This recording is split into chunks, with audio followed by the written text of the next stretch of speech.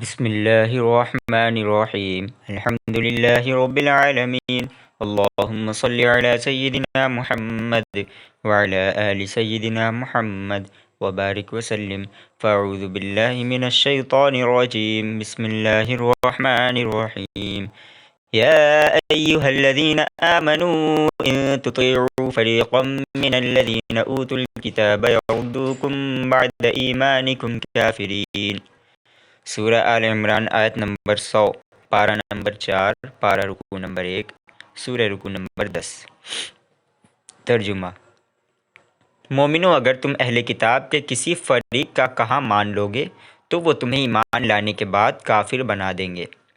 مسلمانوں کو اہل کتاب کے دھوکے میں نہ آنے کی نصیحت۔ قال تعالی یا ایھا الذین آمنوا تا مستقیم۔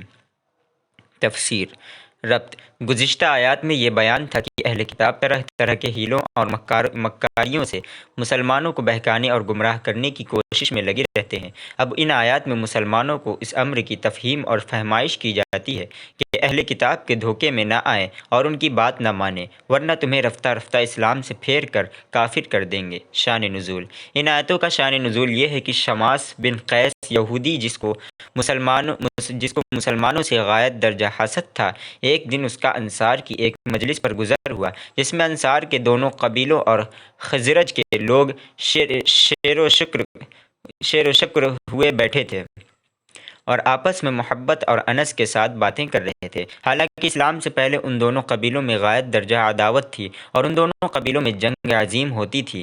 اسلام کی برکت سے وہ عداوت جاتی رہی تھی اور اب کوئی اس کا اثر باقی نہ رہا تھا۔ اس یہودی کو مسلمانوں کا محبت اور اتفاق کے ساتھ ایک جگہ بیٹھنا سخت ناگوار ہوا۔ آخر اس نے ان کے پاس بیٹھ کر وہ لڑائیاں یاد دلائیں جو زمانہ جاہلیت میں ان دونوں قبیلوں میں ہوئی تھیں، اور ان لڑائیوں کے متعلق شعراء نے جو شعر پڑھ رہے تھے وہ بھی انہیں کچھ پڑھ کر سنائے۔ اس سے ان دونوں قبیلوں کو ایسا جوش آیا کہ تلواریں سوند کر کھڑے ہوئے۔ یہ خبر نبی صلی اللہ علیہ وسلم کو پہنچی۔ آپ اسی وقت ان مہاجرین و انصار کے جو اس وقت آپ کی خدمت میں موجود تھے ان کے مجلس میں تشریف لائے اور یہ فرمایا کہ کیا تم لوگ پھر جاہلیت کی باتوں کی طرف جاتے ہو، حالانکہ میں تمہارے درمیان موجود ہوں اور اللہ نے تم کو اسلام سے عزت عطا فرمائی اور تمہارے دلوں میں الفت عطا فرمائی۔ آپ کے اس ارشاد کے بعد سب اپنی حرکت پر نادم ہوئے اور فوراً ہتھیار ڈال دیے اور ایک دوسرے سے گلے ملے۔ اس پر اللہ نے یہ آیتیں نازل فرمائی: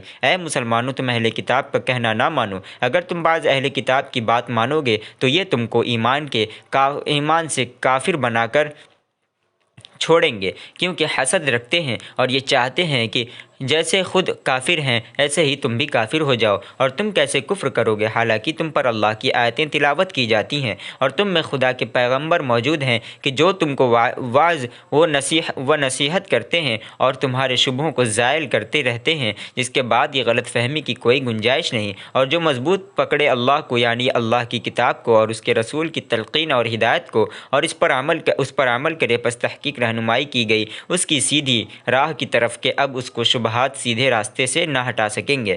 فائدہ: آیت کیف تکفرون میں کفر سے عام معنی مراد ہیں جو کفر اعتقادی اور کفر عملی دونوں کو شامل ہے، اس لیے کہ مسلمانوں کی نا اتفاقی اور باہمی قتال و جدال عملی کفر ہے، کیونکہ نا اتفاقی مسلمان کو کفر کے قریب پہنچا دیتی ہے، اور قاعدہ عقلیہ ہے القریب من الشیء یاخذ حکمہ، کہ جو جس سے قریب ہوا اسی کا حکم لے لیتا ہے۔ قرآن کریم محاورات کے مطابق نازل ہوا، اور محاورہ میں جو شخص جس قوم کے افعال کرتا ہے اس پر اسی قوم کا اطلاق کرتے ہیں، جیسے کمینہ حرکت کرنے والے کو کہتے ہیں کہ تو چمار ہے، اور کبھی کہتے ہیں کہ تو گدھا ہے، یعنی تیری حرکت چمار اور گدھے جیسی ہے۔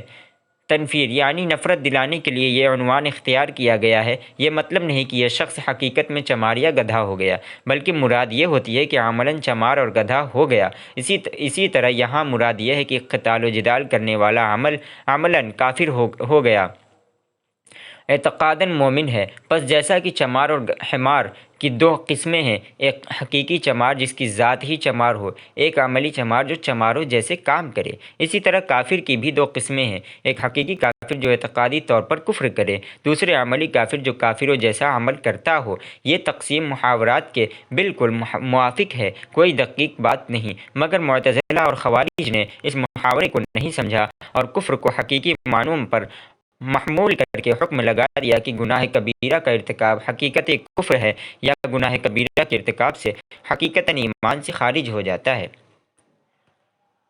وَكَيْفَ تَكْفُرُونَ وَأَنْتُمْ تُتْلَى عَلَيْكُمْ آيَاتُ اللَّهِ وَفِيكُمْ رَسُولُهُ وَمَنْ يَعْتَصِمْ بِاللَّهِ فَقَدْ هُدِيَ إِلَى صِرَاطٍ مُسْتَقِيمٍ صدق اللہ العظیم۔ اور تم کیوں کر کفر کرو گے جبکہ تم کو خدا کی آیتیں پڑھ پڑھ کر سنائی جاتی ہیں اور تم میں اس کے پیغمبر موجود ہیں، اور جس نے خدا کی ہدایت کی رسی کو مضبوط پکڑ لیا وہ سیدھے راستے لگ گیا۔